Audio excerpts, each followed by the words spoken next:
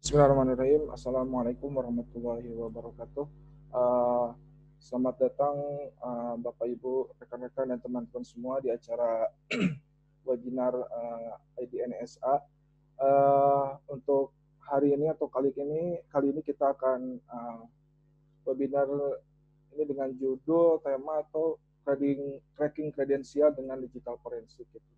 Nah ini sebenarnya kenapa pakai kutip? Emang karena di digital forensik itu bukan cracking sebenarnya, tapi pengambilan data kredensial gitu. Karena ini sifatnya white hat series, jadi istilahnya cracking gitu. Jadi saya akan sharing-sharing yang saya tahu tentang bagaimana cara mengambil data-data kredensial dengan digital forensik.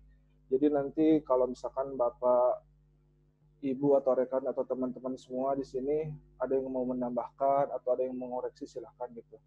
Juga di sini banyak teman-teman komunitas yang terima kasih sudah hadir, kayak yang sudah jago-jago seperti Bilal, Lutfi di sini dari Kemhan, juga ada teman-teman yang lain gitu. Kita di sini sering-sering aja ya.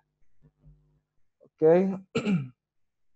sebelum lebih lanjut, saya memperkenalkan diri. Nama saya Hamdan Abdul Aziz. Uh, saya dulu kuliah di LPKIA, kemudian pernah join di ID Security juga. Kemudian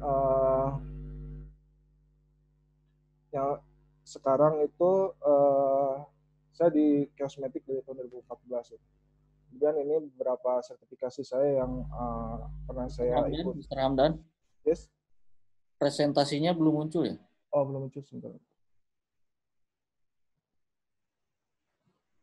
Sorry.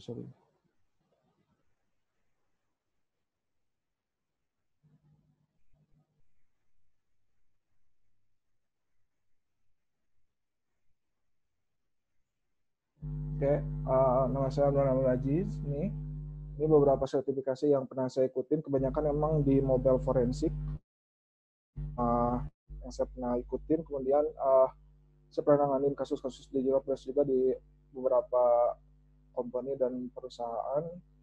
Kemudian saya juga seorang trainer juga. Saya pernah mengisi juga di Kemenku, terus di Kemhan mungkin, terus ada di Kopassus, dan kemarin ada di Hakim juga pernah mengisi tentang digital forensik. Kemudian beberapa event yang saya ikutin memang lebih ke banyaknya CTF juga. Saya di Cyber Jawara sebagai organizer dan beberapa kali sebagai pembuat soal. Kemudian ada KKSI dan Jihakum juga, serta ada kembali CTF juga. Kemudian saya juga sebenarnya adik, jadi kami di ID NSA membuat sebuah aplikasi namanya Android Forensik. Ini untuk khusus di Android mobile, jadi nanti akan di open source kan. Jadi nanti kalau ada teman-teman yang mau gabung atau mau ikut gabung bikin aplikasi ini, boleh nanti bisa menghubungi kita. Oke, pembelajaran hari ini kami data-data yang bisa diambil dari device kita, kemudian mengetahui pengambilan data kredensial menggunakan tools digital forensik, kemudian memahami bahwa banyak tools gratis untuk pengambilan data-data kredensial ini. Dan nanti setelah kita memahami bagaimana mudahnya mengambil data-data, jadi kita nanti perlu penjagaan di device kita gitu. Itu yang akan kita pelajari hari ini. Kemudian fokus kita atau workshop kita hari ini, seminar kita hari ini, kita akan fokus dulu ke USB flash drive, dan nanti akan mengambil data-data khusus hanya di Windows aja gitu. Itu pun juga hanya beberapa, nggak nyampe dalam banget, jadi hanya beberapa aja yang akan kita presentasikan. Ini outline kita hari ini.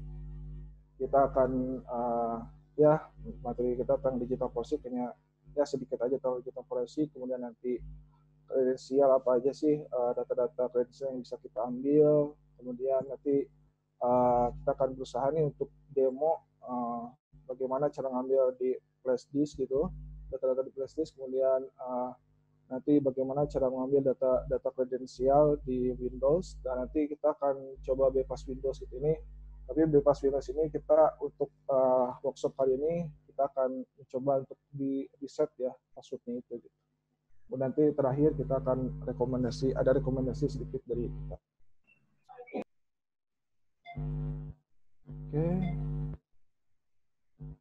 Oke, disclaimer lagi. Jadi ini hanya pembelajaran semata, jadi tugas yang digunakan ini jadi mudah-mudahan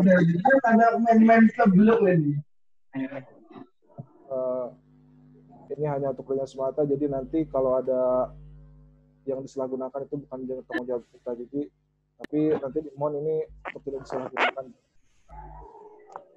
Oke, ini tentang digital forensik, kita dari digital forensik sedikit.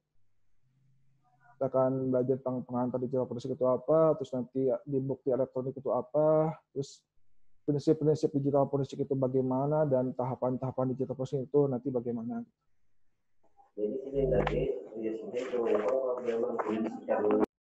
Nah, perkembangan dunia digital ini memang semakin luasnya dunia cyber ini. Awal mulanya adanya digital forensik gitu ya. Kemudian kejahatan dunia cyber yang semakin meningkat. Kemudian adanya kebutuhan akan bukti-bukti digital yang sah untuk penegak hukum di keadilan. Kemudian kebutuhan akan keahlian digital forensik. Ini awal mulanya adanya digital forensik. Nah, ini latar belakang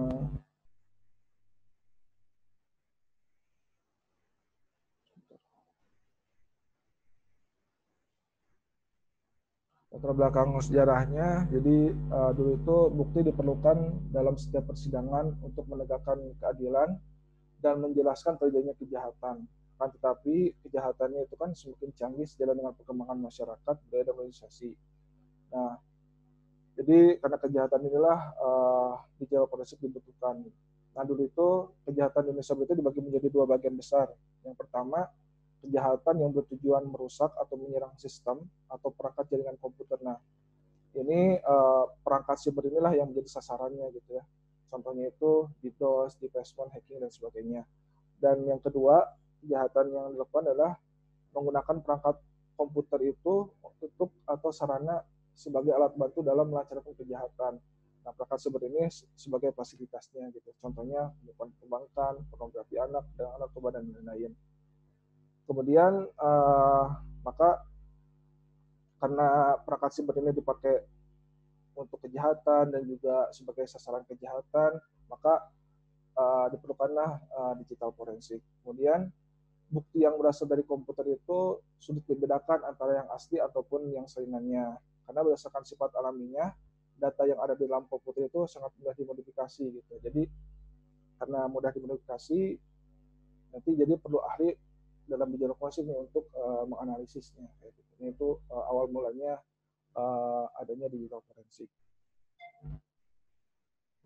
Ini juga sejarah digital forensik dulu. Pada tahun yang pertama itu ada tahun 1976. Ini bukti-bukti bisa masuk ke dalam dokumen resmi hukum lewat US Federal Rules. Kemudian pada tahun 1986 ada penyadapan peralatan elektronik. Kemudian pada tahun 1987 ada masalah tentang keamanan sistem komputer pemerintahan. Kemudian pada tahun 1990 ada ini berhubungan dengan pencurian rahasia dagang. Ini awal mulanya adanya digital forensik gitu ya. Nah, ini contoh-contoh sangat cyber aja, sebenarnya banyak. Ini kayak USB Stuxnet, ada banking Trojan, dan DDoS attack. Ini contohnya aja. Nah, sebenarnya untuk definisi digital forensik banyak sekali penjelasannya, penelitiannya.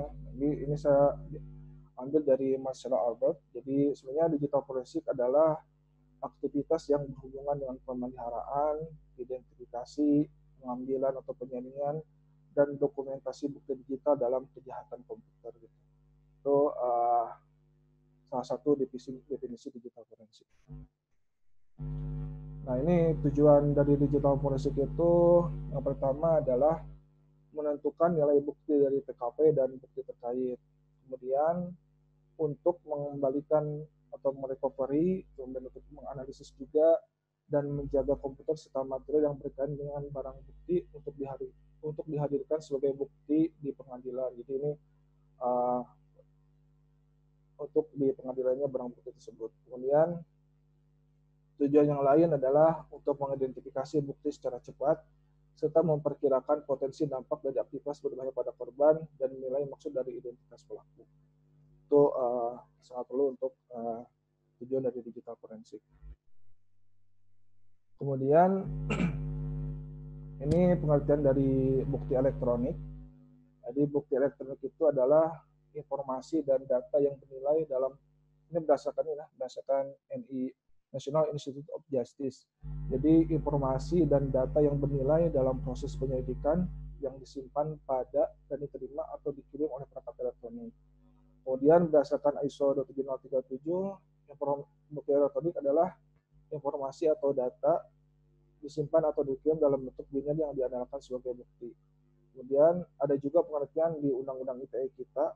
Jadi bukti elektronik itu adalah informasi atau dokumen elektronik yang memenuhi persyaratan formil dan persyaratan material yang diatur dalam undang-undang. Persyaratan ini, persyaratan formil ini kayak seperti apakah barang bukti itu relevan atau enggak gitu dengan kasus, itu salah satu contohnya. Nah, berdasarkan itu jenis-jenis bukti elektronik itu ada tiga macam besar gitu. Ada komputernya, ada media penyimpanan, dan mobile phone-nya. Itu jenis-jenis bukti elektroniknya. Kemudian peran digital forensik itu untuk apa? Jadi ini salah satunya aja gitu ya. Yang pertama itu untuk data recovery tentunya, kemudian untuk analisis juga, jadi kemudian untuk akuisisi juga. Jadi ini peran adanya ahli digital forensik itu seperti ini gitu. Untuk analisis, acquisition sama recovery, terutama di acquisition-nya gitu. Kemudian Mr. Hamdan, yes, bisa lebih dekat lagi ke mic, suaranya kurang kenceng katanya. Oke. Untuk prinsip-prinsip digital forensik, yang pertama ada integritas data, kemudian ada personil yang kompeten, kemudian nanti ada audit trail. Audit trail ini prinsip-prinsipnya. Jadi yang pertama integritas data, terus nanti ada personil yang kompeten, sama audit trail. Nah, untuk apa integritas data? Jadi nanti barang bukti itu keasliannya harus dijaga gitu integritasnya. Jadi nanti dalam penyelidikan integritasnya harus dicek gitu. Jadi misalkan melalui hashing nih. Jadi ini kita anggap sebagai barang bukti.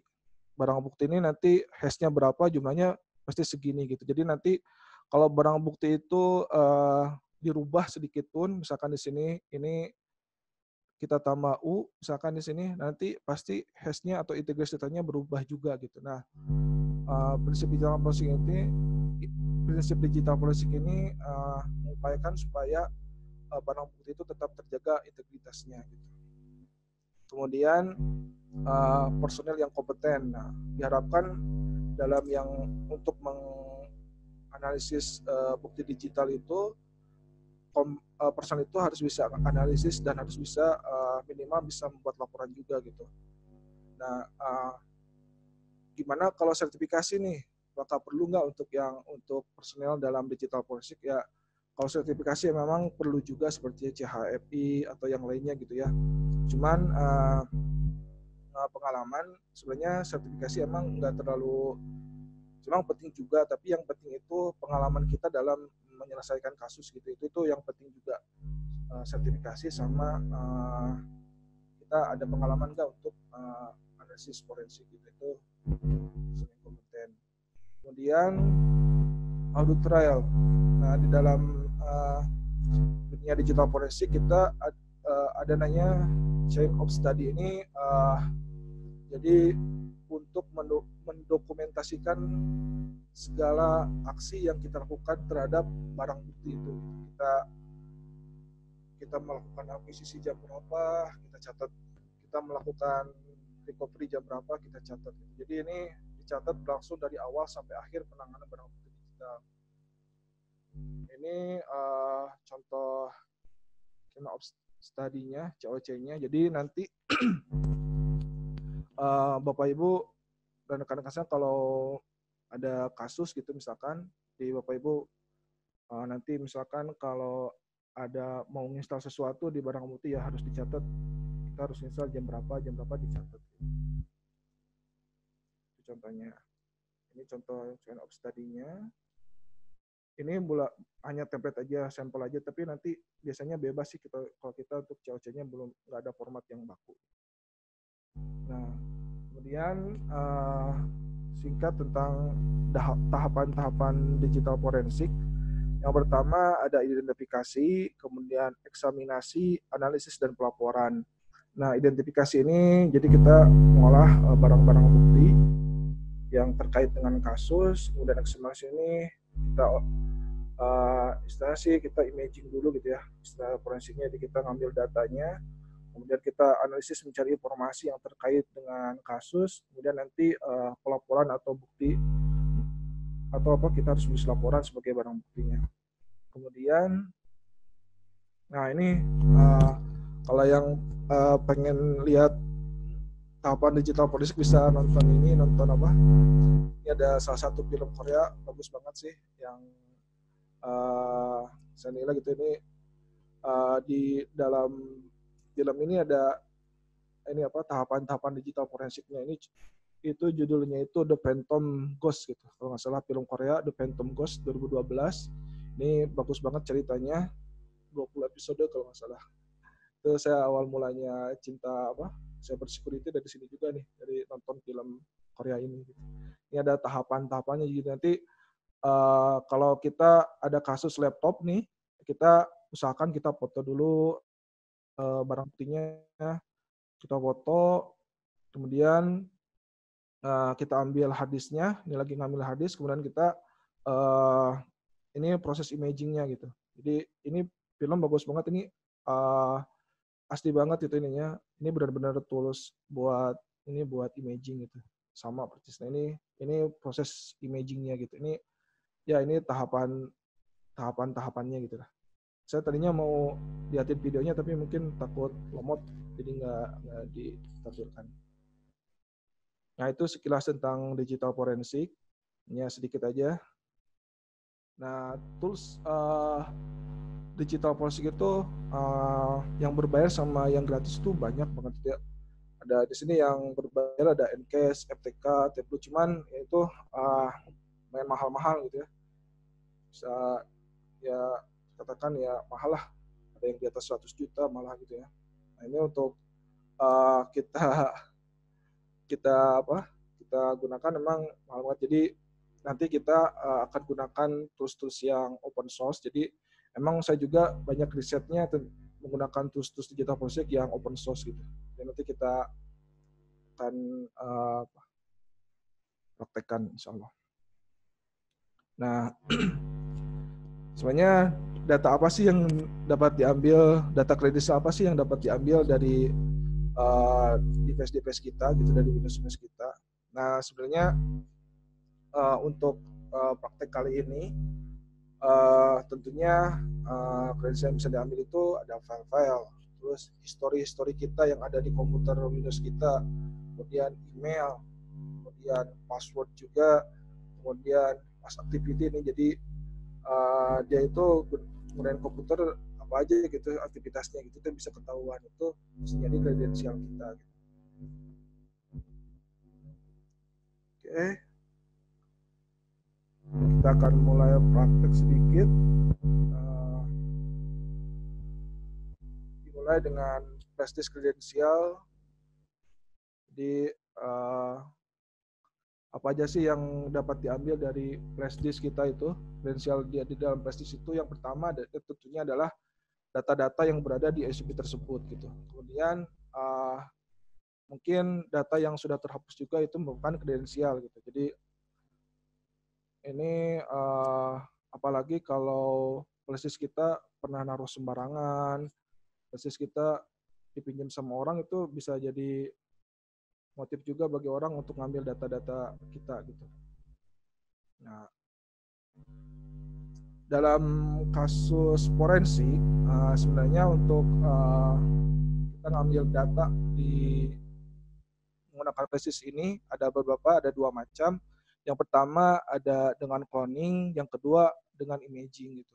Kalau cloning ini media ke media, jadi nanti flash disk ke flash disk itu klop sama gitu. Jadi bukan hanya kopian tapi dalam-dalamannya sama gitu cloningan. Kemudian kalau imaging ini dari device ke image, jadi dari flash disk ke berbentuk file gitu. Itu dalam kasus forensiknya. Kemudian dalam tahapan forensiknya sebenarnya perlu red blocker. Perlu red blocker ini sebelum kita untuk imaging. Jadi red blocker ini untuk menjaga integritas data itu sendiri gitu. Tapi untuk praktek kali ini kita tidak menggunakan red blocker. Kemudian sesudah red blocker ini medianya kita masukkan, kemudian mau di cloning atau di imaging, nanti hasilnya media atau file gitu. Itu tahapan kita gitu. Nah, tools yang akan digunakan namanya FTK Imager. Kalau mau ini, kalau mau download, silakan di sini ada. Nanti mungkin bisa saya kasih file mentahannya. Tapi kalau mau download bisa silakan akses ke sini FTK Imager di aksesdata.com. Di sini Bapak Ibu atau rekan semua bisa download gitu ya. Ini gratis, produknya gratis FTK Imager ini. Kemudian oke. Jadi dalam kasus ini kita akan membuat file image. Jadi ceritanya ya kita misalkan meminjam flash disk teman kita gitu, atau rekan kita atau semuanya kita pinjam, dan kita mau ngambil nih data-data kredensial dari teman-teman kita itu gitu. Jadi tapi nanti kita serahkan lagi flash disknya, tapi nanti si flash disk itu udah berbentuk file gitu. Jadi nanti kita bisa otak-atik nih si flash disk teman kita ini hanya dengan file ini gitu. Nah, caranya gimana? Akan demo sedikit.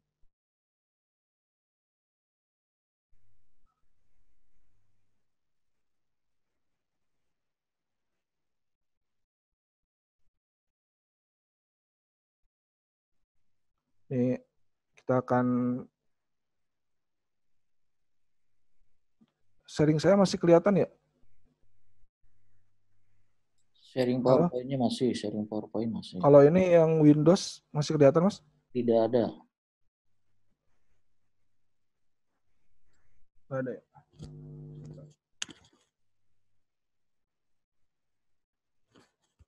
Oh.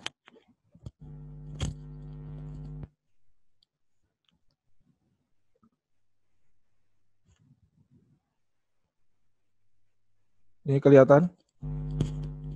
Ya, ya. Kita akan mulai untuk ngambil data di flash disk ini. Jadi kita nanti masukkan flash disknya di device kita. Connect to Windows. Jadi kita menggunakan FTK Imager.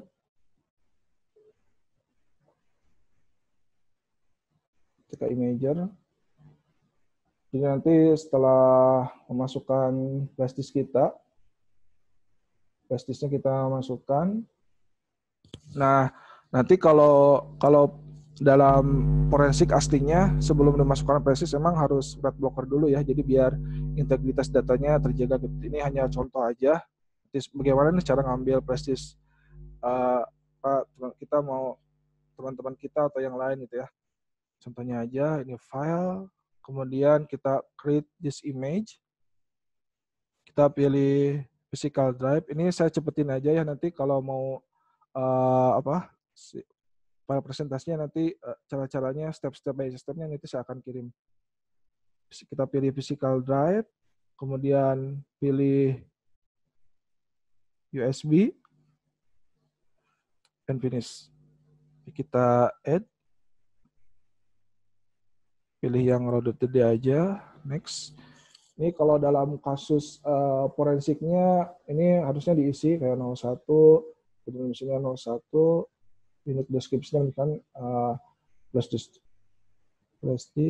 8 GB.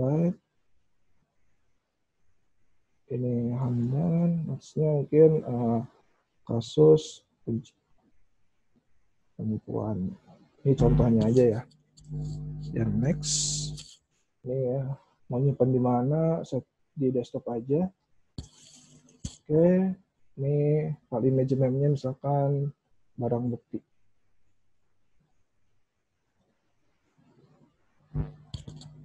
Finish. Sebentar.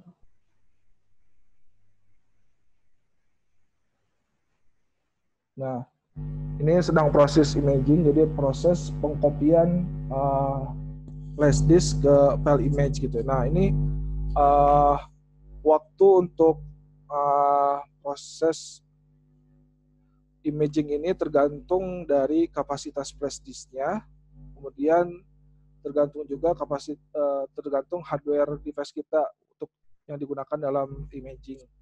Nah, kalau misalkan imagingnya 32 GB itu pasti lama juga gitu.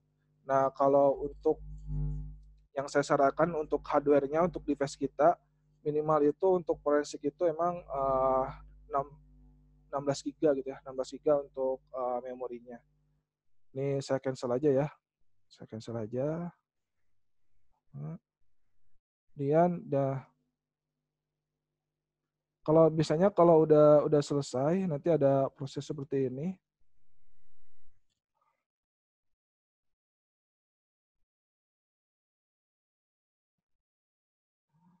Nanti kalau udah selesai ada image get successful. Jadi nanti ini ada informasi hash-nya itu match gitu ya. Komputer sama storage-nya itu match, berarti ini udah berhasil. Jadi udah cocok flash disk itu sama image yang kita bikin itu udah cocok, udah klop gitu, udah sama persis. Mau itu yang di delete atau apa itu sama persis gitu. Nah, ini hasilnya. Kemudian analisisnya gimana? Jadi nanti setelah kita udah selesai imaging, flash disk ini kita serahkan aja nih flash disk teman kita ke teman kita gitu ya. Kita serahkan aja flash disknya ke teman kita karena kita udah dapat file image-nya nih. Kita bisa melakukan analisis kredensial hanya dengan menggunakan file yang kita bikin tadi ini, file yang kita bikin ini gitu. Nah, jadi kalau dalam forensiknya si flash disk ini ditaruh di tempat yang aman supaya jangan hilang, atau dijaga juga kelembabannya biar nggak berkarat atau apa gitu. Itu dalam aslinya kalau dunia forensik. Jadi analisanya hanya menggunakan file image-nya ini gitu. Nah, tapi tambahan sedikit ini kalau dalam forensik itu, jadi ini target evidence-nya itu adalah persis tadi ya. Nah, kita melakukan imaging namanya master copy gitu ya. Nah, si file test yang 01 ini nggak boleh langsung dianalisis. Tapi kita lakukan copy dulu minimal dua. Jadi kita copy dulu si file image tadi menjadi working copy 1 dan working copy 2. Jadi kita copy 2 kali. Dan ini tujuannya buat apa? Jadi buat menjaga aja gitu. Jadi nanti kalau di sini langsung gitu ya, kalau kita di master copy langsung analisis nanti takutnya berubah atau ke-delete apa gitu, jadi nggak ada backup. Jadi kalau ada working copy ini, kalau di sini ada masalah di working copy-nya, kita bisa copy lagi dari master copy, jadi tidak perlu ke target lagi gitu, tidak perlu ke target evidence lagi. Nah, itu salah satu cara dalam analisis forensiknya gitu, biar lebih aman. Nah, ini saya close aja. Nah, kita udah jadi ya image-nya. Ini saya hapus dulu.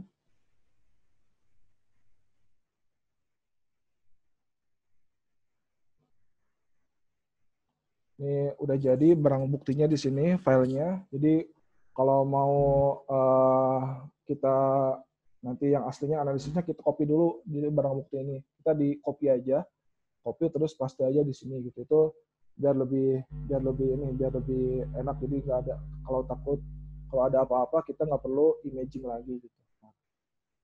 Jadi di sini ini adalah flash kita yang tadi imaging itu. Nah, gimana cara analisisnya kan? Tadi prestisnya udah dikasihkan kan, udah disimpan. Kita buka lagi pakai MTK Imager juga namanya. Sini ada kita buka lagi file, terus add evidence item, kemudian pilih image file, next. Kita pilih yang image yang tadi.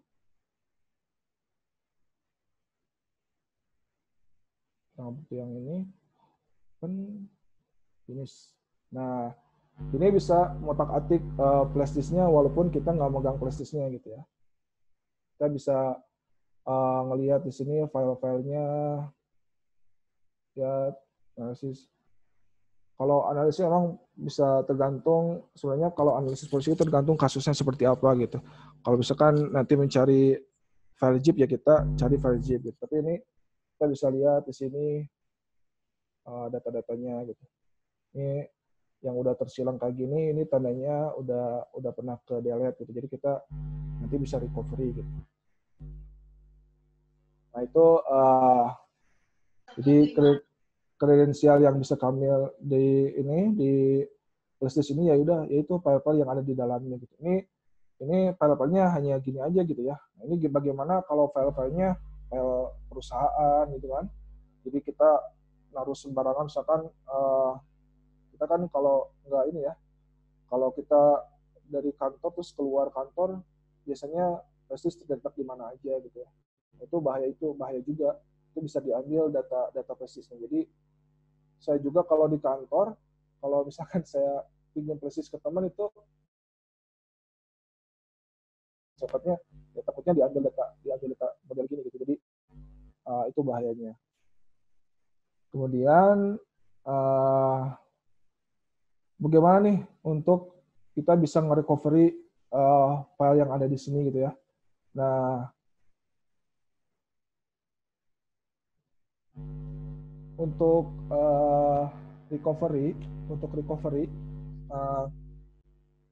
kita kan hanya file image-nya aja ya, terus kita tadi flash disk-nya udah disimpan, flash disk-nya udah dikasih ke teman kita. Nah, itu bagaimana cara nge-recovery-nya?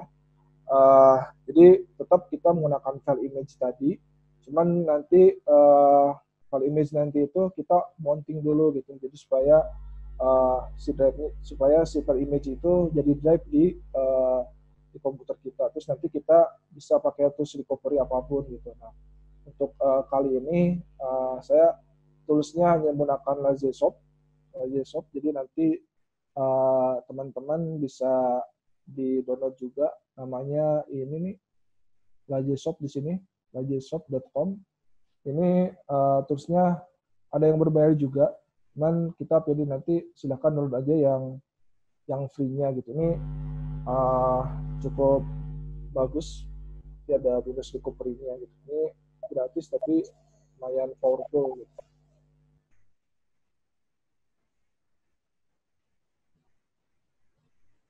Oke, kita akan coba tadi caranya tadi file image tadi itu kita mounting dulu, kemudian nanti menggunakan tools recovery gitu ya. Oke, kita akan coba.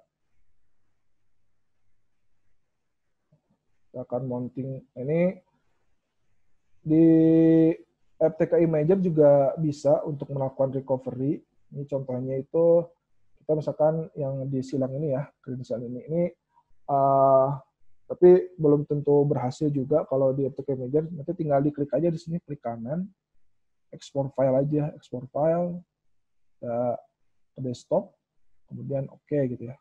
Ini udah jadi. Ini kalau biasanya kalau 0 byte seperti ini nanti si filenya akan error gitu. Itu recovery sederhana. Nah, bisa juga kita menggunakan Lajesoft tadi atau tools tadi, tapi karena kalau Lajesoft itu kita perlu mounting dulu si drive-nya, kita mounting dulu si barang bukti ini supaya muncul di drive kita gitu ya. Nanti teman-teman tinggal di mounting aja di sini, mounting. Nah, ini kebetulan saya udah ada. Jadi nanti tinggal di mounting aja, mount gitu ya. Nanti akan muncul drive-nya di sini, drive E gitu. Nah, ini nanti bisa kita recovery. Nah, tools-nya itu saya menggunakan Lajesoft.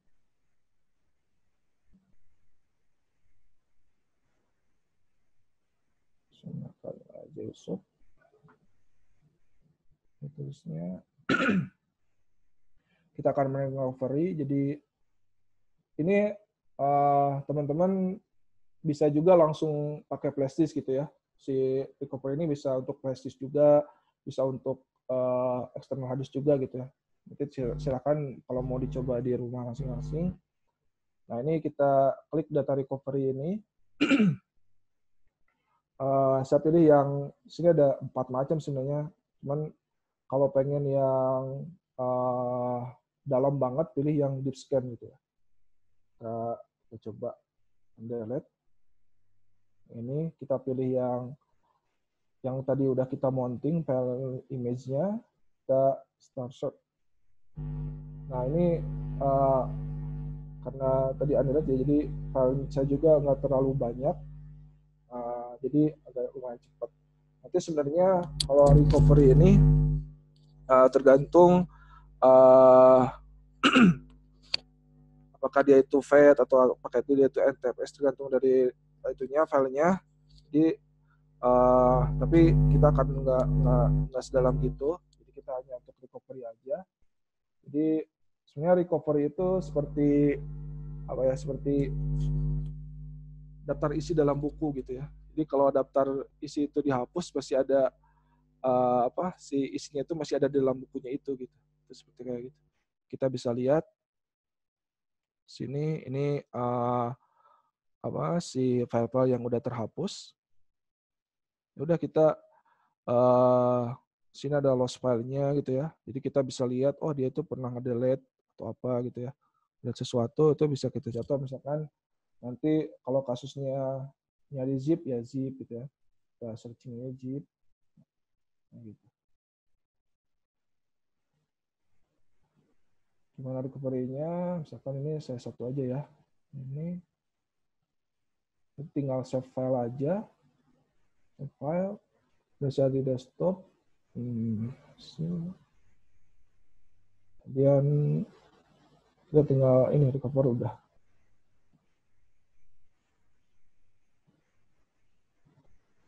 Ini hasilnya.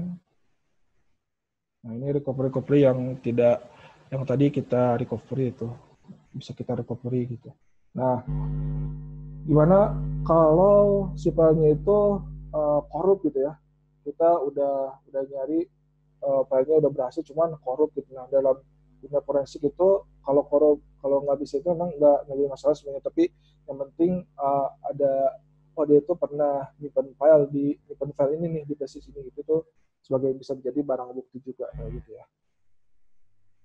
Oke, itu untuk recovery. Jadi ini kita harus hati-hati juga mulai sekarang untuk harus menjaga basis kita jangan sampai disalahgunakan sama teman-teman kita gitu ya.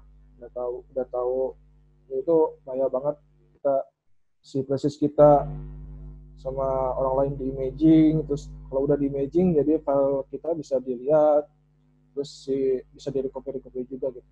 Nah, itu bahayanya kalau ada data-data perusahaan gimana gitu. Itu bahayanya. Kemudian next-nya udah tadi kita udah flash disk udah, kita akan ngambil data-data ini ya, potensi penyalahgunaannya, meminjam flash disk terus sembarangan menyimpan flash disknya gitu. Jadi karena kita udah belajar ini, mudah-mudahan kita jangan sembarangan lagi untuk menyimpan flash disk gitu ya, karena data-datanya bisa diambil. Kemudian data kredensial di Windows gitu ya. apa aja sih yang bisa kita ambil di data-data krusial yang ada di Windows itu. Pertama ada last activity kita, kemudian ada USB. Ini USB view itu USB yang masuk ke Windows kita. Kemudian ada wireless view. Ini kita bisa tahu si komputer atau laptop itu pernah masuk ke wireless mana aja itu bisa ketahuan. Terus passwordnya juga bisa ketahuan gitu. Kemudian ada web browser passview ini untuk mencari password yang ada di browser, kemudian ada history di browser kita gitu. Nah, untuk toolsnya bisa di-download juga. Kalau saya menggunakan yang dari Nearsoft, sini silakan ada nearsoft.net, ini banyak banget toolsnya. Kalau mau selain yang tadi saya ini cuman ada history ada di sini semua gitu. Bisa menggunakan silakan download aja tambahan-tambahannya di Nearsoft ini. Untuk ini contohnya, jadi ini web browser passview, jadi kita bisa mengetahui si email dan password kita gitu. Ini kalau misalkan rekan-rekan atau Bapak Ibu sebenarnya kalau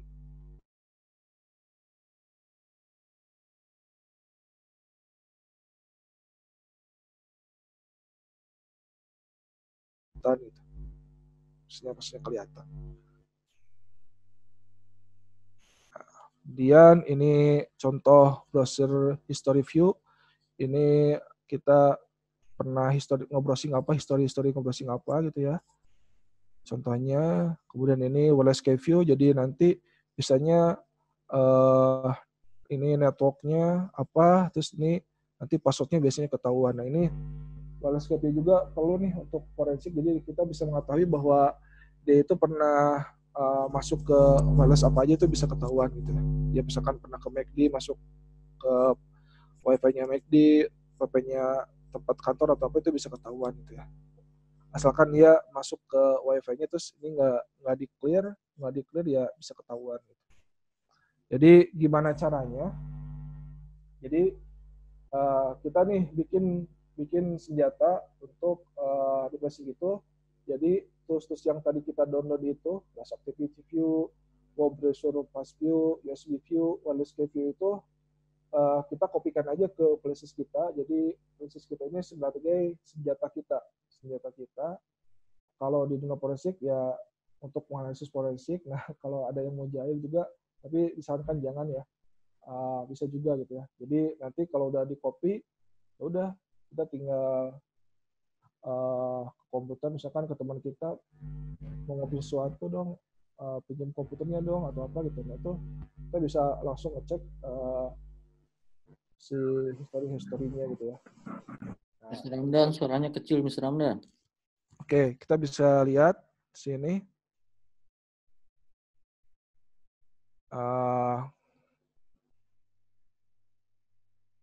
Kalau yang udah di-download, nah ini nanti kita masukkan aja ke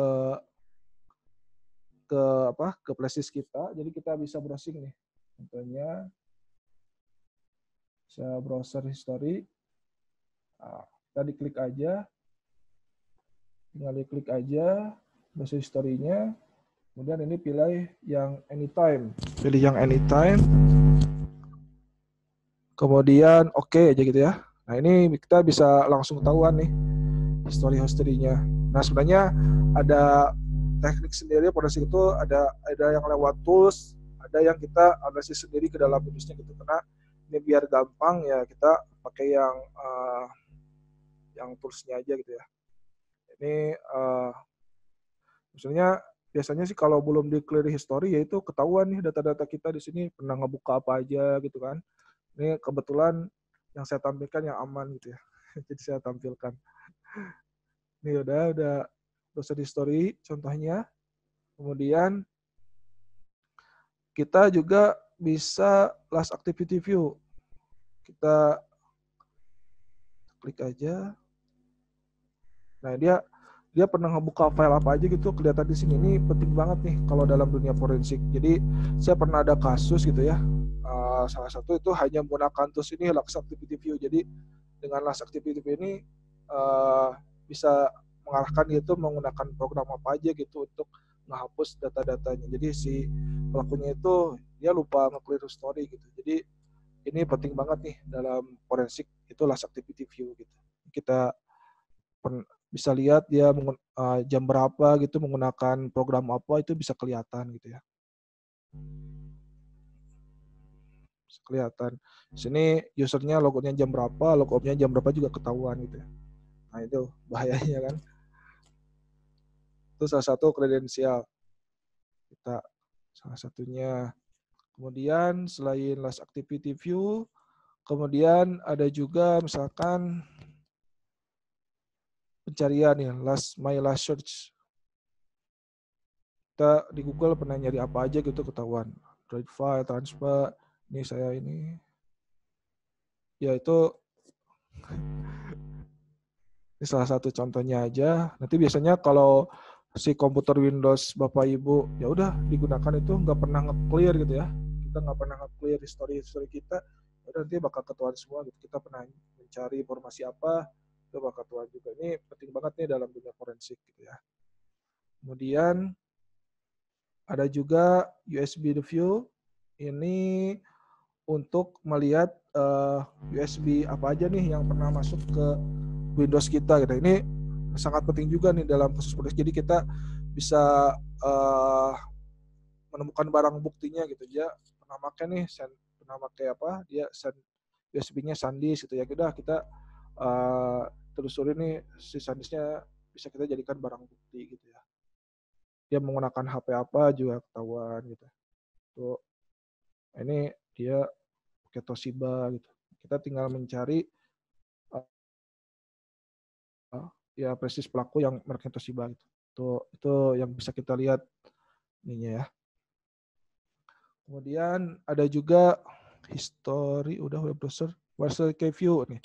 Kebetulan kalau ini kan saya PM, jadi nggak ada kemungkinan untuk passwordnya. Jadi nanti kalau silakan Bapak Ibu kalau mau coba, pasti deh kalau nggak pernah clear history ini akan banyak di sini. Bapak Ibu pernah masuk ke WiFi mana gitu, di kantor, di McD, di mana itu, nanti ketahuan semua di sini. WiFi-nya apa, kemudian nanti biasanya di sini ada passwordnya juga ketahuan biasanya. Oke, ya itu jadi data kredensial kita bisa diambil gitu hanya menggunakan tools yang sederhana gitu. Jadi nanti Bapak Ibu tinggal memasukkan si file ini ke flash disk, udah kita bisa ke teman kita bisa ambil data-data gitu, ambil data-data mereka. Nah, sebenarnya ada cara untuk biar otomatis gitu ya. Otomatis kita tinggal pakai filebed.bat, kita bisa klik filebed itu, kemudian kita bisa menjalankan si program ini langsung gitu. Tapi itu next-nya mungkin, atau mungkin Bapak Ibu bisa mencari sendiri gitu ya. Nggak saya tampilkan untuk kali ini. Tapi tinggal dicari aja. Jadi nanti kalau pakai filebed itu, jadi nanti bentuknya nggak kayak gini, tapi langsung bentuknya file txt itu bisa gitu. Tinggal dicari aja di nilshop.com itu di websitenya itu ada caranya gitu ya. Itu bahaya banget, jadi kita tinggal masukkan flash disk, kita tinggal jalankan bednya, udah informasinya kita bisa langsung dapat semuanya, historinya, passwordnya kalau ada, kemudian yang lainnya. Oh ya, yang tadi yang web browser fast view ya, belum ya. Nah ini yang web browser fast view, nah diklik aja. Nah kalau ada, yang kebetulan nggak ada, ini ada biasanya. Nah ini kalau di dunia forensik itu ada istilah ini keberuntungan anak soleh gitu. Jadi emang kalau beruntung gitu, kalau rezeki anak soleh biasanya kita pas kebetulan dapat password gitu, enak banget, dia user emailnya ketahuan, terus password Gmailnya juga ketahuan itu, itu udah enak banget kalau kita udah Itu benar-benar rezeki anak soleh tuh kalau kita udah dapat emailnya terus dapat passwordnya gitu. Kalau kita kan kalau udah dapat email sama passwordnya, wah kita bisa melihat di Google-nya kan, kita bisa dari dalam lagi di Google-nya, kita bisa lihat browser dia histori kemana aja kan biasanya, apalagi kalau si email itu terkaitan dengan Android-nya gitu ya, wah udah ketahuan semuanya gitu. Tuh. Nah, jadi dalam dunia forensik itu perlu juga rezeki anak soleh gitu. Istilah rezeki anak soleh itu perlu juga. Jadi ya minimal kita dapat emailnya juga sebenarnya udah bagus juga gitu ya. Kayak gitu. Nah, gimana kalau nggak ada passwordnya? Biasanya sih penyidik atau ini kita biasanya minta password ke pelakunya gitu biasanya. Oke, itu gampang banget ya. Untuk dengan hanya tools yang sederhana itu kita bisa mengambil data-data kredensial gitu ya. Itu hanya beberapa, jadi nanti bisa dicari di masih banyak banget toolsnya di Microsoft itu yang bisa kita ambil gitu. Oke, itu untuk untuk apa? Ngambil data di Windows-nya. Kemudian yang terakhir, nah ini sebentar, ini jadi potensi penyalahgunaannya yaitu kita mengetahui histori Windows kita dan mengetahui email dan password kita gitu. Itu bahaya banget. Kredensial kita udah bisa diambil semua kalau itu, jadi bahaya banget gitu ya. Nah, yang terakhir kita kan bypass Windows gitu ya. Jadi tapi untuk kali ini kita hanya fokus di reset passwordnya, tekan demo sedikit nanti toolsnya apa. Oh iya, nah sebenarnya untuk reset password Windows ini adalah kalau dalam dunia forensik ini adalah cara terakhir gitu ya, cara terakhir nanti. Jadi ini misalkan kalau kita memang perlu untuk lab forensik, jadi perlu kita untuk ngambil data-data. Kalau kita misalkan belum bisa untuk melakukan, kita nggak bawa alat-alat, misalkan untuk memori forensik kita nggak ada alatnya, kita bisa menggunakan lab forensik, kita bisa bebas reset passwordnya gitu. Nah biasanya sih kita meminta dulu passwordnya ke tersangkanya gitu. Jadi kalau nggak dikasih ya terpaksa kita reset passwordnya. Nah tapi jangan lupa kalau dalam forensik ditulis di chain of study-nya, di COC-nya bahwa kita itu melakukan reset Windows jam berapa, jam berapa gitu ya. Itu jangan lupa dicatat. Nah, bagaimana caranya? Jadi toolsnya itu kita hanya perlu USB atau CD-ROM, dan tadi kita menggunakan Lajesoft juga toolsnya gitu. Tadi silakan di-download aja Lajesoft. Jadi kita coba ya. Jadi ini Lajesoft diinstal ke flash disk. Nanti flash disknya yang akan ngereset password Windows kita gitu ya.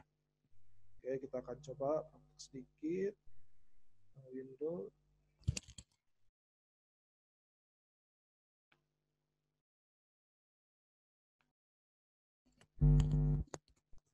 Kita siapkan dulu flash disknya. Saya close dulu.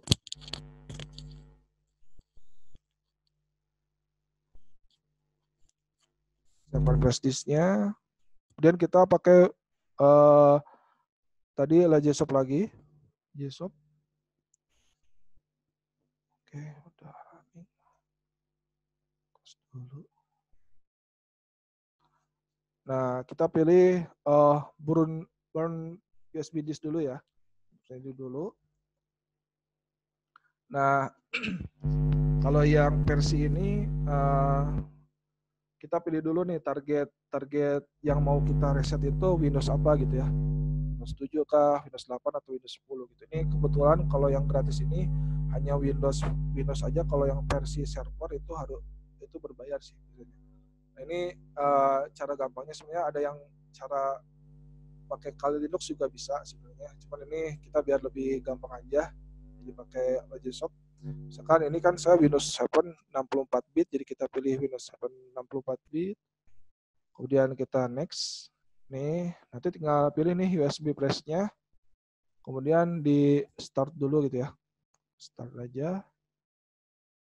Nah, ini oke. Nah, nanti biasanya akan ngedownload dulu WinPE-nya. Jadi kalau nanti misalkan teman-teman agak lama itu di ini aja, dibiarin aja, nanti misalnya kalau belum ada Windows PE-nya dia akan nge-download dulu gitu. Ini agak kasih lama. Mencoba udah jam 11. Oke, ini saya cancel aja ya. Nanti jadi caranya seperti itu. Tinggal dipilih USB-nya. Kemudian udah cancel dulu.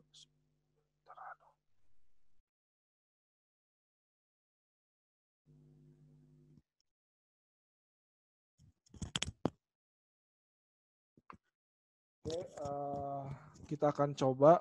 Jadi saya udah bikin file ininya, file di USB-nya. Kita akan coba ya. Kita coba nih, kita lihat ini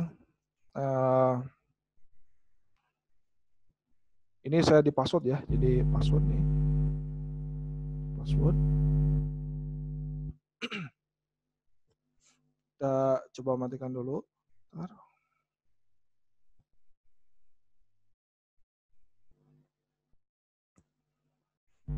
Nah, oke.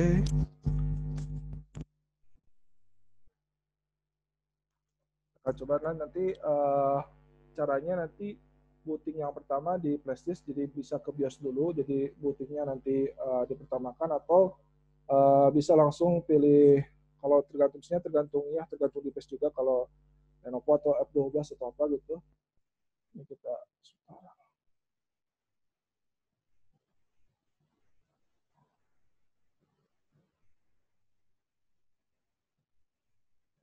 nah nanti boot menunya nanti pilih, kalau rekan-rekan pilih yang flash disk ya, pilih yang flash disk. Kemudian kalau kebetulan kalau saya ini CD-ROM, jadi saya pilih yang CD-ROM.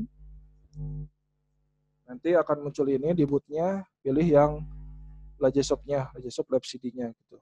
Oke. Mudah-mudahan berhasil. Bismillah. Kita tunggu dulu.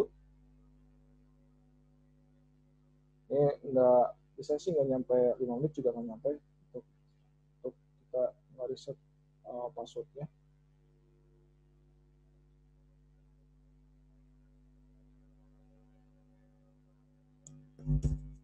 Oke. Kita pilih di sini password recovery gitu. Jadi ini ceritanya itu tadi kita nggak bisa masuk ke Windows tersangka, kita nggak bisa masuk ke Windows teman kita gitu ya. Jadi kita bisa ngereset di sini. Kita pilih password recovery di sini. Kita pilih reset Windows, kita next aja di sini. Ini sini tinggal next aja gitu. Gampang banget. Next. Oke, kita pilih yes. Oke, itu next juga. Nah, ini kita pilih user mana yang mau di reset gitu ya. Nah, next itu udah kita pilih next lagi. Udah, kita tinggal reset unlock. Udah berhasil. Kita coba ya.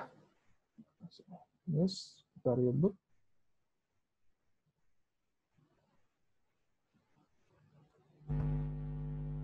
Oke, kita coba. Mudah-mudahan berhasil.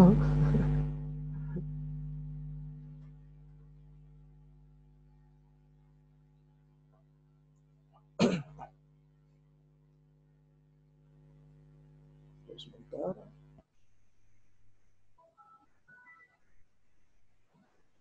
Oke, kita langsung. Nah, langsung. Nah, alhamdulillah. Wah, kelar juga nih. Udah bisa masuk ya, jadi kita udah bisa ngeset password, kita masuk tanpa password udah bisa gitu. Nah, itu kita sebentar dulu. Tawan bajakan.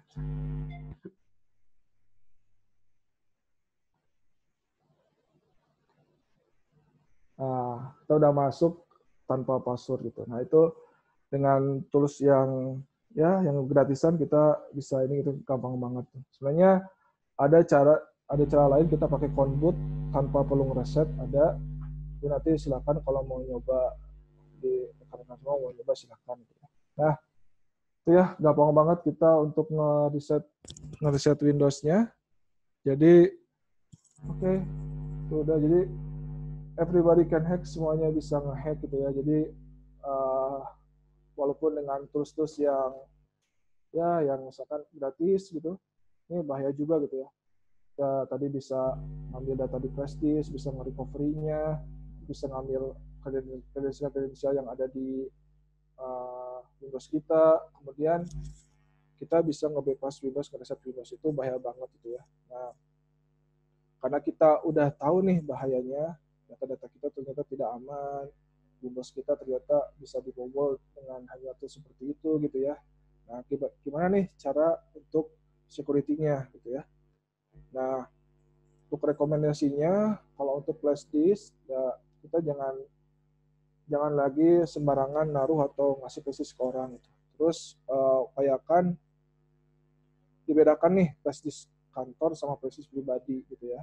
Kemudian kalau bisa, kalau file-file yang penting apakah itu rahasia perusahaan atau apa, itu harus menggunakan password palingnya gitu ya.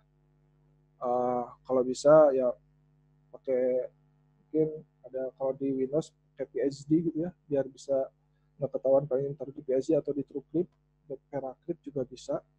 Nah, kemudian bagaimana sih supaya file si flash kita nggak gampang terrecovery gitu ya. Kalau bisa diformat, tapi formatnya selain formatnya beberapa kali, kemudian nanti masukkan aja, kalau udah diformat, masukkan file-file yang nggak penting itu ke flash disk itu gitu. Insya Allah itu lebih aman. Atau mungkin menggunakan tools untuk yang format ada gitu. Nah, kemudian untuk di Windows tadi biar apa sih password kita nggak ke-reset gimana ya, minimal si BIOS kita di password gitu untuk kali ini. Tapi memang ada beberapa Asus atau Acer itu si BIOS-nya bisa di reset juga gitu. Tapi next ya, mungkin kita akan belajar untuk reset BIOS reset password BIOS-nya itu ada caranya. Itu gampang banget sebenarnya. Tapi mungkin Asus dan Acer yang paling banyak bisa di resetnya. Kalau Lenovo atau Dell itu agak-agak sulit gitu. Ini bukan iklan, tapi emang kayak gitu ya. Kemudian untuk yang di Windows-nya, ya kita harus clear history secara berkala. Kemudian nanti jangan usahakan nanti kalau pas email atau password gitu jangan save password gitu ya. Kemudian kalau bisa nanti kalau di Windows gunakan BitLocker. Jadi nanti kalau si tersangka itu pelaku bisa nge-bypass Windows kita, data-data kita yang di drive D atau C bisa aman itu dengan BitLocker itu. Gitu. Oke. Oh iya, ini disclaimer lagi. Jadi saya harap tools ini jangan disalahgunakan. Ini hanya untuk pembelajaran aja gitu ya. Oke. Mungkin itu aja yang bisa saya sampaikan terkait dengan cracking kredensial dengan digital forensik. Nah, nanti untuk IDNSA sendiri kita ada training digital forensik training, terus ada hacking, ada telco yang sempat 2 minggu kemarin kita hacking telco juga pernah webinarnya. Jadi kalau terus ada network dokumentasi. Jadi nanti kalau misalkan ada perlu apa-apa silakan ke info@idnsa.id. Kemudian ya ada info lagi, nanti saya berjawara, kita akan insya Allah diadain mungkin bulan September, nanti bulan Juli awal atau akhir akan ada dibuka pendaftarannya insya Allah. Mungkin itu aja dari saya. Kalau ada pertanyaan, saya kembalikan dulu ke moderator mungkin, Pak Stiono. Ya. Kan Pak Stiono. Terima kasih Mr. Hamdan. Ini sudah banyak pertanyaan yang menunggu Mr. Hamdan. Mungkin bisa langsung dijawab di kolom chat.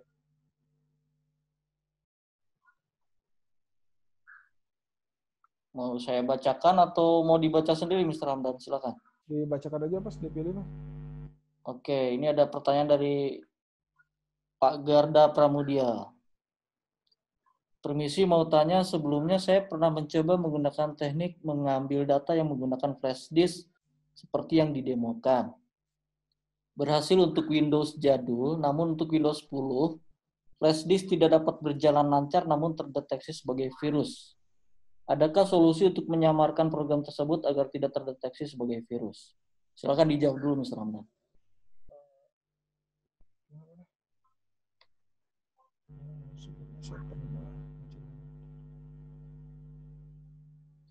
Mr. Hamdan? Ya.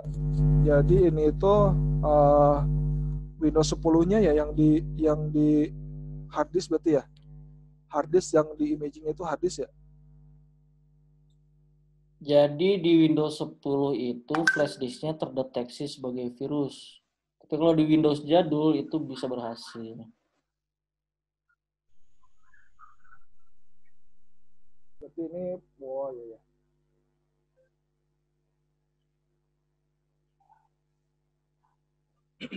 Ya. Nah, untuk flash disk sendiri, nah sebenarnya jadi kalau kita mau apalagi pakai tools yang ini yang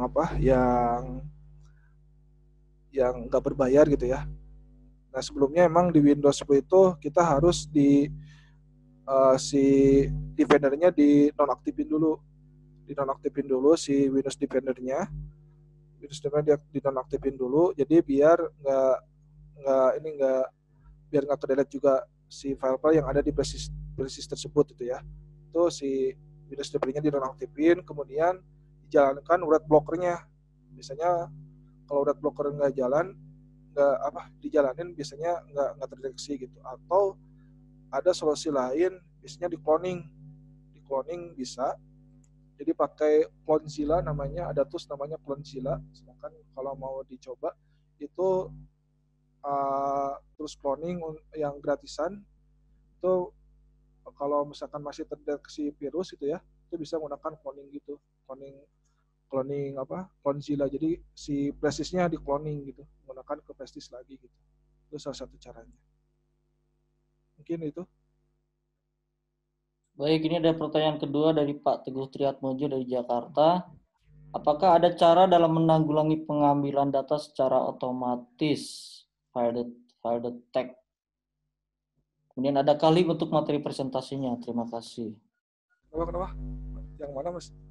Apakah ada cara dalam menanggulangi pengambilan data secara otomatis?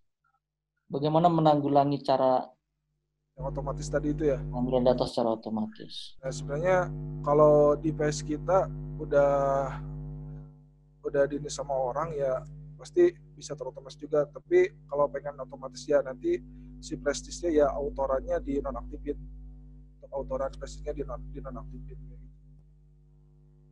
Tapi kalau udah ada yang jailor ke kita, ya itu pakai tools-tools yang tadi itu bisa diambil data-datanya gitu.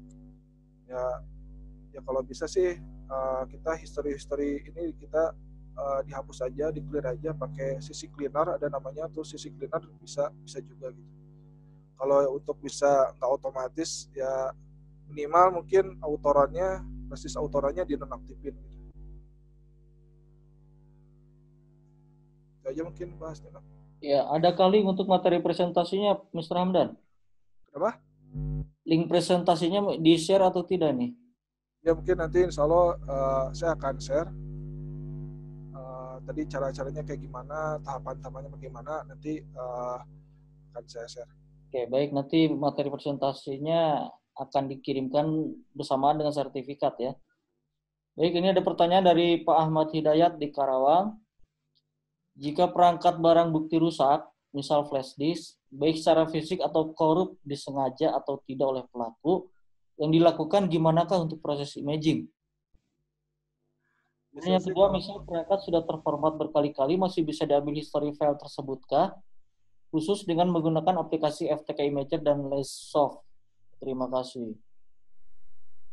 Nah sebenarnya kalau udah korup sih, kalau di flash disk sendiri kalau nggak bisa di otak-atik lagi kan, misalnya kalau dari hard disk kan, kalau di hard disk kita bisa ganti device-nya gitu ya. Misalkan kalau piringannya masih bagus, kita bisa ganti perangkat-perangkat yang lain misalnya jalan. Nah, misalnya kalau flash disk sudah korup ya, kalau udah nggak bisa Biasanya sih nggak akan bisa kalau udah korup itu, jarang bisa. Jadi nanti kita tinggal ditulis aja di of study-nya bahwa itu nggak bisa.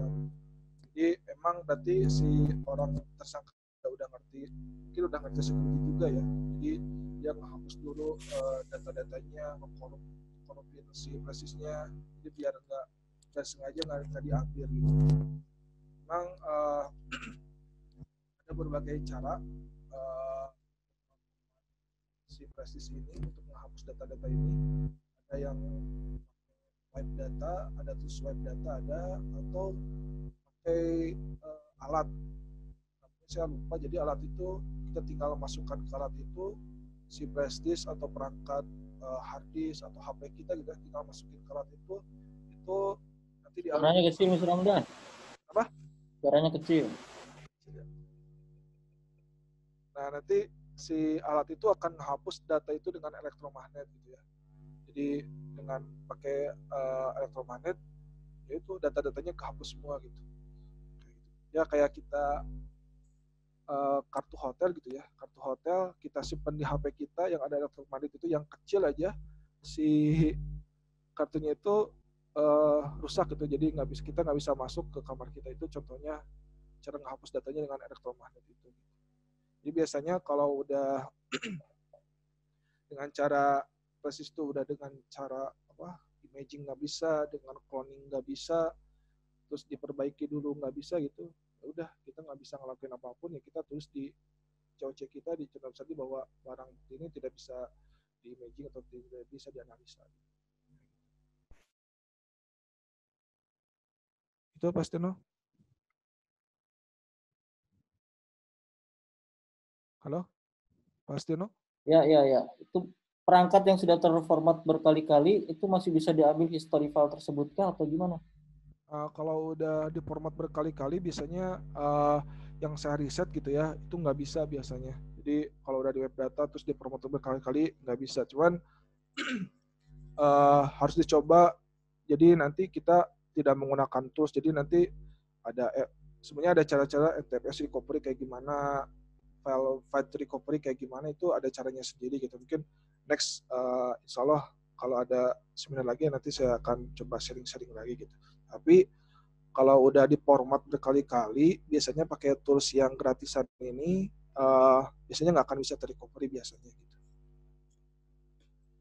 Baik, pertanyaan selanjutnya dari Bilal Abdul Salam. Dalam case live forensik, apakah proses triage forensiknya sama dengan digital forensik pada umumnya? Misal membandingkan hashing hasil imaging dengan barang bukti digital. Jika tidak sama, bagaimana cara membuktikan barang bukti digital tersebut adalah hasil imaging dari barang bukti digital yang sedang berjalan tersebut? Ya, nah sebenarnya kalau untuk lab forensik itu ada beberapa cara. Yang pertama tadi kita langsung lab forensiknya gitu ya, langsung ke komputernya gitu. Nah, ada juga cara biar integritasnya sama. Ada cara yaitu kita cloning dulu nih Windows-nya. Si harddisknya kita cloning dulu gitu. Harddisknya kita cloning dulu. Harddisknya kita cloning. Kalau mau cloning harddisk itu usahakan sama. Kalau harddisknya 500 GB, si tempat cloningannya juga harus 500 GB gitu. Nah, kita cloning di base-nya kita cloning dulu, tapi jangan lupa pakai red blocker supaya integritasnya terjaga. Udah sama tuh kan, kita cloning itu sama persis. Nah, jadi live forensiknya itu menggunakan cloningannya gitu.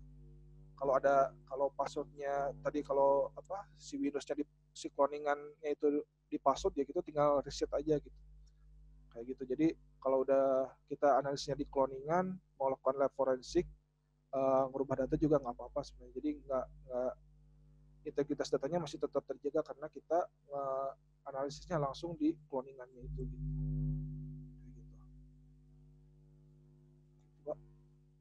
Oke, pertanyaan selanjutnya dari Khalid. Apakah tools yang digunakan untuk digital forensik terhadap file log server? Log server. Sebenarnya banyak banget ya untuk log server. Kalau di itu sebenarnya insiden response sih. Kalau di ini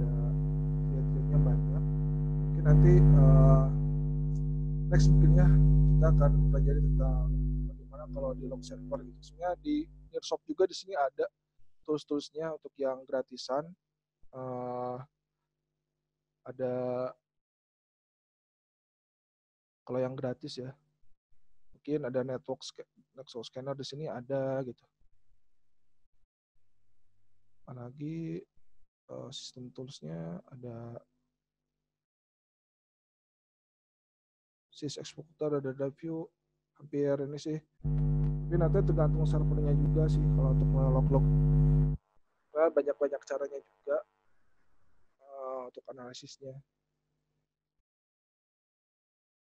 Oke. Nanti mungkin pertanyaan itu nanti saya akan sampaikan di itu siapa yang nanya Pak ya? Mas Khalid. Khalid dari mana ya? Mas Khalid dari mana Mas Khalid nih? Nggak ada ini. Nanti bisa ngehubungi langsung aja Mas. Ini. Ya. Oke, pertanyaan selanjutnya dari Ricky Noviansyah. Analis forensik ini hanya khusus perangkat Windows atau Linux?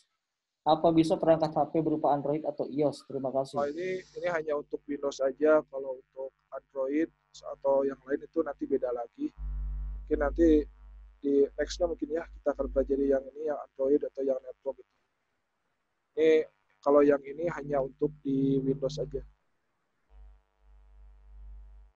Ya, jadi kajian ini hanya untuk sekarang hanya Windows aja. tentang Windows saja ya. Mungkin kalau dikeluarin semua nanti ya nanti next lah, insya Allah kita akan sharing-sharing di network sama di Android gitu. Android kita nanti pakai tools yang pikiran kita sendiri bisa. Kalau yang berbayarnya kayak Celebrite gitu kan, cuman itu kan mahal-mahal tuh. Kalau untuk training atau untuk share memang agak susah gitu ya. Jadi kita pakai yang tools-tools yang berbayar aja, nanti saya akan share insya Allah. Oke, pertanyaan dari Fikri di Jakarta. Apabila flash disk diformat menggunakan secure wipe, apakah datanya masih bisa diambil? Pakai apa? Secure wipe, iya. Kalau udah di wipe biasanya nggak akan bisa sama kayak tadi di format kan. Secure wipe itu di format beberapa kali kan sebenarnya. Jadi sama kalau udah di format beberapa kali biasanya kalau pakai tools-tools yang gratisan ini biasanya nggak akan ke format. Walaupun saya dulu kalau misalkan pernah nggak install ulang ini Windows, kita mau install Ubuntu, malah keformatkan Windows-nya gitu kan. Nah itu kalau itu masih bisa ke recovery. Saya udah coba, jadi kalau yang Windows kalau udah ke format Ubuntu gitu ya, itu data-datanya masih bisa diambil. Hanya format sama Ubuntu sekali kan itu masih bisa diambil.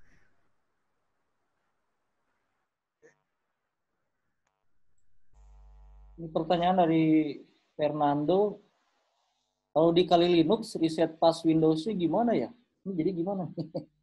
Di Kali Linux tapi resetnya pas Windows. Iya, itu bisa. Nanti nanti pakai nanti istilahnya ada di reset Windows ya, nanti ini deh praktekkan nanti di saya kasih ini ya, nanti saya kasih cara-caranya di linknya di link materinya ya. Itu aja mungkin nanti untuk yang itu Kali Linux.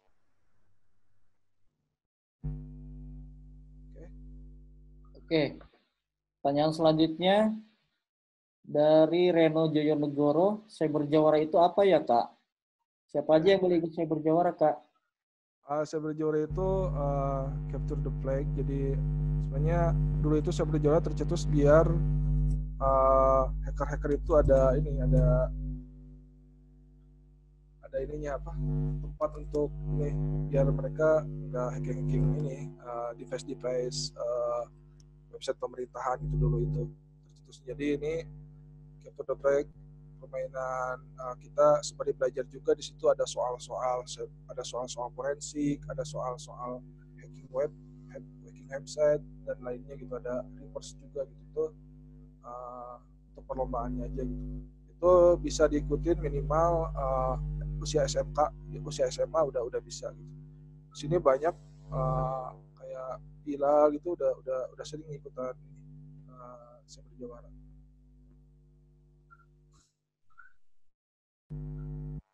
Oke, ada lagi Pak? Ya, pertanyaan dari M. Hasim. WA saya pernah dijebol orang. Kemudian orang tersebut meminta uang kepada semua orang yang ada di kontak saya. Bagaimana cara mereka bisa membobol WA dan apa pencegahannya? Nah, ini bahasanya udah WhatsApp ya, ini lebih ke Android sih sebenarnya. Ya. Mau Sama dibahas kemarin juga sudah pernah dibahas ini ketika hacking network selular kemarin ini sebenarnya. sebenarnya WA ini emang uh, lebih ke ini, ke social engineering sebenarnya. Jadi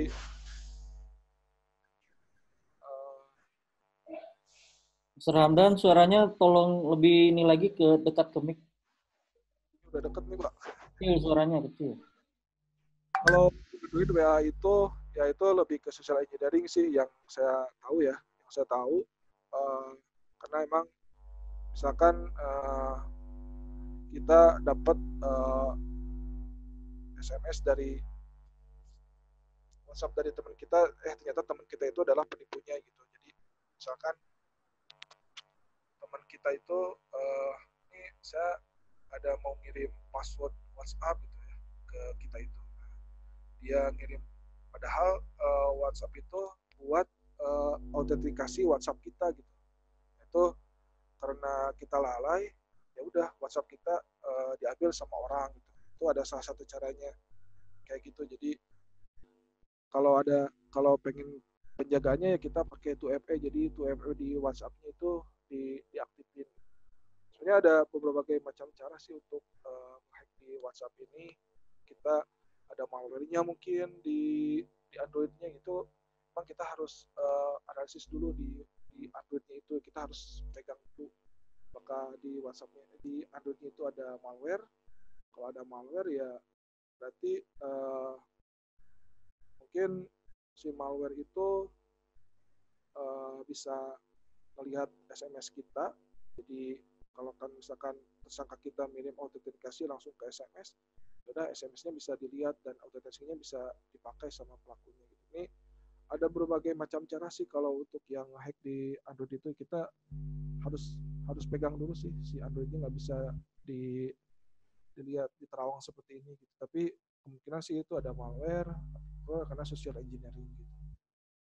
Nah, gitu. Itu mungkin Pak. Oke, pertanyaan dari Zidni. Bagaimana cara mengidentifikasi barang bukti berupa video dengan resolusi rendah? Apakah ada tools-nya? Ini kalau saya video forensik saya juga belum terlalu ini sih kalau video forensik. Nah, emang toolsnya mahal banget kalau video forensik. Jadi kalau yang berbayar, kalau yang gratisan, saya belum terlalu riset ke video forensik sebenarnya. Jadi belum bisa jawab Pak mungkin. Jadi kalau ada yang menambahkan silakan untuk yang video forensik kalau ada yang pernah. Kalau ininya sih biasanya sih kita kalau video forensik pro frame-nya aja sih, frame-nya aja gitu. Maka dia ada penambahan frame atau enggak gitu. Itu barunya seperti itu sih biasanya. Tapi kalau untuk resolusinya supaya tinggi memang agak susah sih kayaknya. Mungkin ada yang mau ditambahkan, mungkin ada tools yang berbayar, mungkin ada yang bisa bikin si ini menjadi resolusinya semakin tinggi gitu, mungkin ada. Saya belum mengarah ke sana sih ke video forensik. Mungkin itu Pak. Oke, dari Mas Fernando lagi nih. Tanya ikut Cyber Jawara bisa solo nggak, Kak? Bisa maksimal 3 orang, satu tim 1 orang minimal dan maksimal 3 orang. Minimal 1 orang, maksimal 3 orang ya. Ya. Itu mungkin Pak. Kalau ada yang mau tanyakan karena waktunya udah lumayan. Yang saya dulu sebentar.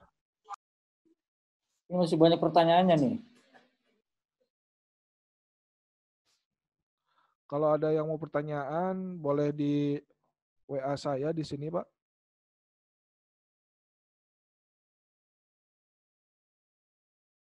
Kalau misalkan ada mau tambahan lagi, karena ini mau lanjut atau gimana, Pak? Waktunya udah. Ya, karena waktunya sudah habis ya. Oke, siap.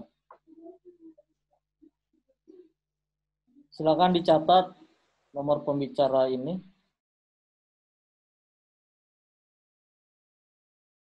Pertanyaan bisa langsung kepada Mr. Hamdan. Pertanyaan yang belum terjawab di kolom chat ini silakan ditanyakan saja di WA-nya Mr. Hamdan ya. Tuh, kalau bisa sih pakai Telegram aja ya. Di Telegram aja. Siap, nanti tinggal di Telegram aja. Ya, nomor ini ada Telegramnya juga. Nah, ya.